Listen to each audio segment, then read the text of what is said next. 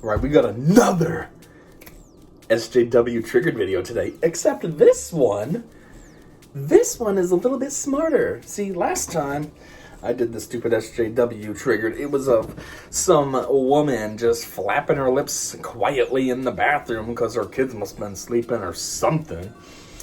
And yeah, she was talking all kinds of nonsense about stuff she knew nothing about and had no business trying to weigh in on at all, because it's about a situation that she does not have to and will never have to experience. So why are you trying to put your 2 cents in when it's worth this?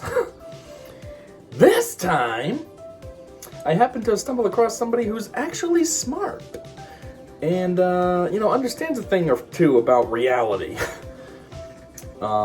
I don't know offhand the video name, so I will put it in the description. Not like it matters, because this guy's just a compilation channel and he just snags videos from here and there. So this video is actually from TikTok. So I don't know who to give the credit to. Should it be her or should it be the SJW channel? I don't know. I found it on the SJW channel, so I'll give it there. At the end of the day, the person's name on the TikTok video is in the corner anyway, so if you want to, you can just go find her yourself and like the video or share the video or whatever, and she'll get the credit that way.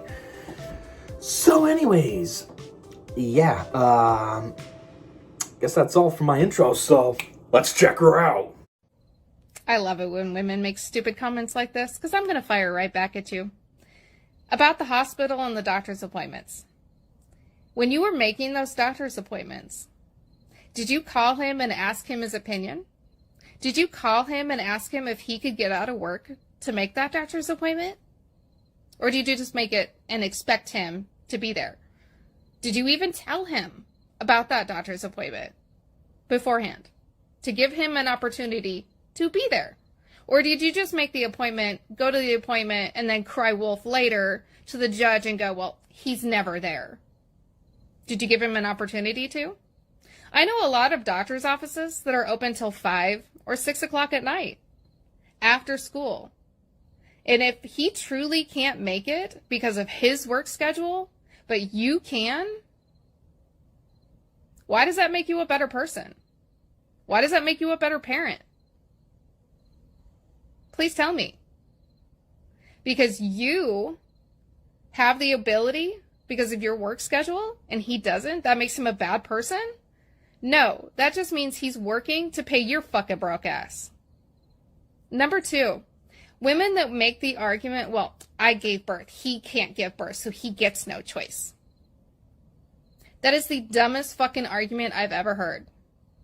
Physically, he cannot give birth. We all know this. We all know that men cannot give birth to children. So when women make the comments, well, he didn't give birth, I did. I get all the choices. I get everything. You sound like a fucking idiot when you say that. Blaming a man and saying that he should not get access to that child, or that he should not get this and he should not get that simply because he could not give birth, is fucking stupid. You're blaming him for something he physically cannot do and holding it against him. You are the reason why family courts make men's lives hell. Because of women like you. Alright, as you just saw now, she broke down that very retarded comment. Somebody posting a comment about, was the father actually ever there at the doctor's appointments and blah, blah, blah. And she masterfully broke it down. And as far as like, oh, he didn't give birth, I mean, she does have a point there. That is very stupid if anybody says that, because a guy can't. Like, you can't fault him for something he can't do. What, should we fault women for not being able to get a boner? Like, that's the same retarded logic. But my main thing why I just want to hop on and join in and add some insight, I guess, into what she was saying was the first part. Because that's some nonsense I always have to deal with, was the doctor's appointments. My daughter's mother would always try to find anything to make it like I was terrible. Oh, you're never at her appointments. I can't be there if you don't tell me. Well, you don't ask. Why should I have to ask when you are making an appointment? You booked the appointment. You can't send me a quick text or something? What, I gotta ask you every single day, hey, does she have an appointment tomorrow? Hey, does she have an appointment tomorrow? Hey, does she have an appointment tomorrow? Like, how hard is it? But nope, always wanted to spin it as I was the bad guy because I was never there at any of the appointments. Or what other nonsense? Well, when she was born, I wasn't there. Again, not my choice. I didn't try to not be there. She ditched me when she was 2 months pregnant. She well knew what she was doing. Still chose to take that path. How is that my problem? I even tried here and there to, like, randomly reach out and see if there's anything I could do to help. And all I was ever met with was swearing and leave me the fuck alone and all this. So, how is it my fault? And, like, what I ended up doing, I don't really keep up on it anymore because now, you know, my daughter's older. She can just talk to me if she went to the doctor's. Oh, what'd you go to the doctor's for? I had to blah, blah, blah, blah, this. But when she was younger, I used to go every year. I'd go to the doctor's and ask for a printout of her complete medical records. Because that was the only way I was finding anything out. But somehow that's probably my fault, right? Because if you were there in the first place, you'd already just know. So anyways, there's that nonsense. And then the other thing is just, you know, she mentioned in court, oh, so you're going to say in court, well, I never had that per se done to me in court. Like, oh, he's never at the doctor's appointments. But in the very beginning, she did consistently, always, constantly, whatever word you want to say, violate the court order. Constantly was trying to deny me my visits, tell me I can't come see. Oh, if you show up to come get her, I'm going to call the cops because then you're trespassing on private property. And that never intimidated me because she's just an idiot. Or used to be an idiot. I don't know what the situation really is anymore. I haven't really talked to her or hung out with her in 10 years. I mean, I'm there with her briefly when I'm there to pick up Morgan, but we usually just talk about her. It's not like real life stuff anymore like it used to be. So I don't know if she's still stupid like that, but at one point, you know, she thought she knew everything all about the police and how all this stuff worked, and it was like, you're dumb, shut up. But yeah, and that was another thing. Like, I was like, okay, call the cops, I'm not worried. I brought the court order with me everywhere I went on purpose. That way then, you're trying to pull something, all I gotta do is say, cops, I'm not here doing anything, here's the court order, I'm just here to pick up my kid. And so anyways, what would happen is, well, one, I had a lawyer during those days, and she would tell me, well, just let's get back in the court as soon as possible so we can talk to the judge about the situation, blah, blah, blah. But other than that, my lawyer was super worthless. I mean, I feel like she's part of the problem why guys struggle as it is. Like, she wasn't for me. It was almost like she wanted me to fail. And then when the retainer ran out, she was like trying to get me to give her more money. And I'm like, I'm not giving you more money. I'll just do this myself. And things got so much better once I started representing myself because she never talked for me. But I couldn't talk when I had her because, oh, you have a lawyer. I don't want to hear you. Like, you know, the mediators and the judge, that's what it was. That's what it always was. They wanted to just hear the lawyer. My input didn't matter. So as soon as I got rid of her, then they would listen to me. But anyway, so yeah, and mind you too, all this court action I started. I had to go get the lawyer and such and get court action started and get the paternity test and all that before Morgan was born.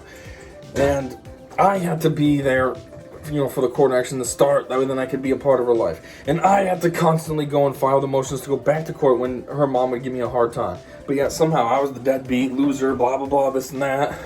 And basically, what I can relate to with this video that woman made is that one time we went to court, and so she used to keep a record of all the visits I was supposed to have versus the record, the visits that I did have. She would mark them like green for I had it and red for I missed. And she, I don't know, kept like a month or two and tried to put that as, in the court. Like, see, he doesn't even bother to see her. And it was like, that's not even accurate data. That's data that you're forcing by acting like an idiot all the time and saying, you're not going to come get her. You can't see her today. Blah, blah, blah. And then you're going to constantly come to court. Of course I'm going to miss tons of visits. Like, it's not like I'm just missing, like, I don't want to see this kid. No, I've been there, like, every single day ever since things finally got squared away. I've only missed a few visits, and there was reasons for that. One time I was sick, a couple times she was sick. So I just skipped. Oh, a couple times was crappy weather, you know, snow and all that. But otherwise, under normal circumstances, I've been there. I mean, geez, I even make the Morgan Journal. I mean, how many people put that much effort into their kid to document everything that they do together? And I've been making that journal when she was younger too. I don't know if the video's up on here on YouTube, but you know, I showed her how I used to handwrite it, but that was just a lot of work. So now I just make them videos instead. It's a lot easier. But yeah, obviously I'm not no deadbeat or any of that nonsense, but it was just her, and I had to deal with that for a year until finally, I think it was like September 27th, 2013.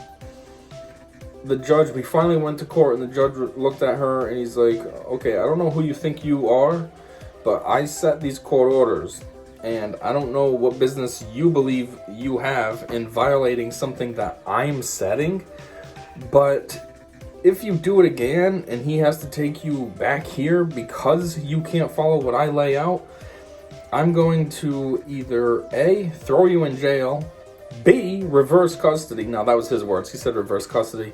We have joint shared custody, so it's, you know, same down the middle. What he meant was residency. So, you know, she has primary residency and I just get the visits.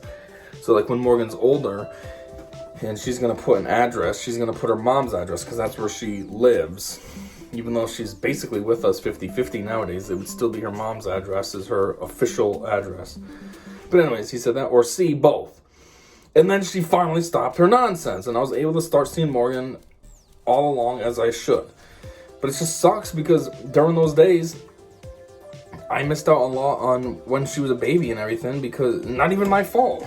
I wanted to be there. Like I said, I started all this court action before she was even born. But nope, missed it all because her mom was an idiot and then always wanted to twist it and spin it as if somehow I was the problem. And yeah, just like this woman saying, making fun of that stupid comment that she saw. Like, you know, what, let me guess, you get out of work before the dad, but somehow because he's still working, he's a loser because he can't be at the doctor's appointments. Or in my case, you just don't tell me. I mean, the job I had, largely when Morgan was young too, had pretty variable hours. I mean, she could have booked an appointment at 3 in the afternoon and I still could have made it. Like now I have a solid schedule, 7:30 to 4. But during those days, I could get to work at 5 in the morning and leave at 2 if I wanted to. I could go at 9 and leave at 5 if I wanted to. It was variable. But nope, never tell me. But somehow I'm the problem because I'm not there. So yeah, I saw this video in the compilation. I was like, oh, some girl who's smart, who knows what's up, can be on the right team instead of one of these idiots that just want to flap their lips about basically creating problems. Alright, now for the bonus. I mentioned in the beginning that there was a video that was not really something I can comment on, but it was just kind of funny. And I didn't know where it was. Well, I happened to stumble across it. I mean, this video that you're watching now has been made over the course of several days. So I've had time to find this, and I found it, so might as well add it in. So here it is. In your opinion, what's the cure to our westernized kind of idea that it's okay to catcall at women and that sort of thing? What is the solution in your opinion? What is the solution to catcalling? Certainly not walking around in my underwear. Yeah, so see what I'm talking about? Like, when I first saw this, that girl, the interviewer girl is asking the shirtless one the question. No, she's holding the mic for the shirtless one, and the shirtless one is asking the question, what do you think we should do to blah, blah, blah? And the whole time I'm thinking, she's talking about catcalling and all this, but she's walking around topless? How is that going to help catcalling? You even get that car that beeped. The one that beeped, and the first thing I thought was, that's probably some guy that sees this topless girl walking by, and he's just being a little horny beeping at her. And of course, these girls are all stupid. Hey, you support our cause? No, he just sees some girl that, you know, forgot her shirt, and he's, oh, hey, baby. But yeah, so that's what I'm thinking, like, what? You're complaining about X, but you're also enacting X. Like, you're not creating a solution at all. You're making your problem worse for yourself. Are you really that dumb? And then that girl goes and calls it out. Well, I don't think walking around in my underwear is a solution. And I was like, that's exactly what I was thinking. And of course, this idiot had nothing to say. They said that put the mic back, and then she's just like, makes a face and keeps walking, like, and it's like, well, I mean, there is a point. You clearly didn't think about this. Oh my god. I don't like that all the guys sexualize a lot of the girls here, so I'm gonna protest. There we go. I'm just gonna protest. Like, oh yeah, you're achieving your point there, you idiot. If anything, you're making it worse now. Because even if these guys don't know what you're doing, they're gonna be more prone to look at you. I mean, I'm not even saying she was that hot or anything. She wasn't really, and she wasn't too beefy either. But, I mean, still, she's walking around topless. It's gonna garner looks just because it's like, what the? Even if it's just like, what the looks, you know what I mean? Like, I'm so stupid. I never understand these dumb protests that they do. What is standing outside no shirt on supposed to do? What kind of protest is that? It's like these guys in jail that go on hunger strikes. I'm not gonna eat. Okay, you're a prisoner in jail. You're probably on death row. You think anyone cares that you're not eating? Okay, die sooner. Saves us the time and effort of killing you. Like, what kind of protest is that? I never understand this. Anyway, I think that's all I got. Yeah, so thanks for checking this out with me, and until next time, I said see ya.